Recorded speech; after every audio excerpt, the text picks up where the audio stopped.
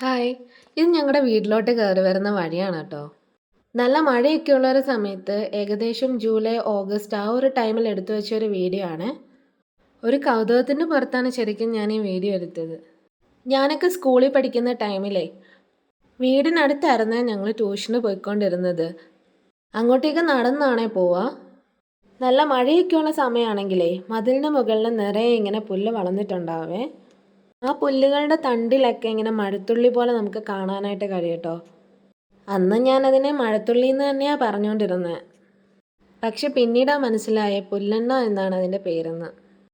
പിന്നെ മലബാറിലൊക്കെ അതിനെ പൂച്ചക്കണ്ണെന്നൊക്കെ വിളിക്കാറുണ്ടെന്നാണ് കേട്ടിട്ടുള്ളത്. ഇത് കണ്ടു കഴിഞ്ഞാൽ ഉടനെ ഞാനത് എടുത്ത് കണ്ണിൽ ഇങ്ങനെ വെക്കും. നല്ല തണുപ്പാട്ടോ കണ്ണിന്. പക്ഷെ അതങ്ങനെ ചെയ്യുന്നത് നല്ലതല്ല.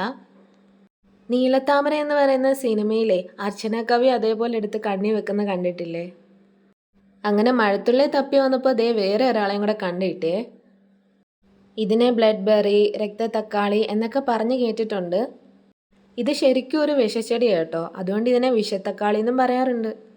കുട്ടിക്കാലത്തെ ഇതിലെ പഴങ്ങളൊക്കെ പറിച്ചിട്ട് അതിനെ ചാറെടുത്തിട്ട് കാലിലും കയ്യിലും ഒക്കെ നന്നായിട്ട് തേക്കും. എന്നിട്ട് കൂടെ ഉള്ളവരെ പേടിപ്പിക്കും, കൈയും കാലും ഒക്കെ മുറിഞ്ഞു എന്ന് പറഞ്ഞിട്ട്. നല്ല പഴുത്ത കായൊക്കെയാണ് നമ്മൾ പൊട്ടിക്കുന്നതെങ്കിൽ ശരിക്കും നമ്മുടെ രക്തത്തിൻ്റെ നിറമുള്ള ആ ഒരു ദ്രാവകമായിരിക്കും അതിൽ വരിക. പക്ഷേ പിന്നീടാണ് ഇത് വിഷച്ചെടിയാണെന്ന് മനസ്സിലായ കേട്ടോ. എന്നാലും ഇതിൻ്റെ കായ ചില പക്ഷികളൊക്കെ കഴിക്കാറുണ്ട്. ശരിക്കും ഈ രണ്ട് അതിഥികളും മഴക്കാലത്താണ് കൂടുതലായിട്ട് ഞാൻ കണ്ടിട്ടുള്ളത്. വേനൽക്കാലത്ത് അങ്ങനെ കാണാറില്ല. എന്തൊക്കെ പറഞ്ഞാലും എത്ര നാൾ കഴിഞ്ഞാലും ഇതെല്ലാം കാണുമ്പോൾ നമുക്ക് നമ്മുടെ പഴയ കുട്ടിക്കാലം ഓർമ്മ വരുമല്ലേ.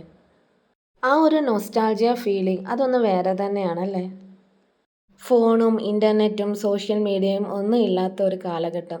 ശരിക്കും ആ കാലഘട്ടത്തിൽ ജനിക്കാൻ പറ്റിയത് തന്നെ ഒരു ഭാഗ്യമായിട്ടാണ് കേട്ടോ ഞാൻ കരുതുന്നത്. അതുപോലെ ഒരു കാലം തിരിച്ചു കിട്ടാൻ വേണ്ടി നമ്മൾ ഓരോ പാരൻസും നമ്മുടെ കുട്ടികളെയും പ്രകൃതിയെ സ്നേഹിക്കാൻ പഠിപ്പിക്കണം. നിങ്ങളുടെ നാട്ടിൽ എന്താണ് ഈ പൂച്ചക്കണ്ണൻ്റെ പേരെന്ന് പറയാൻ മറക്കല്ലേ.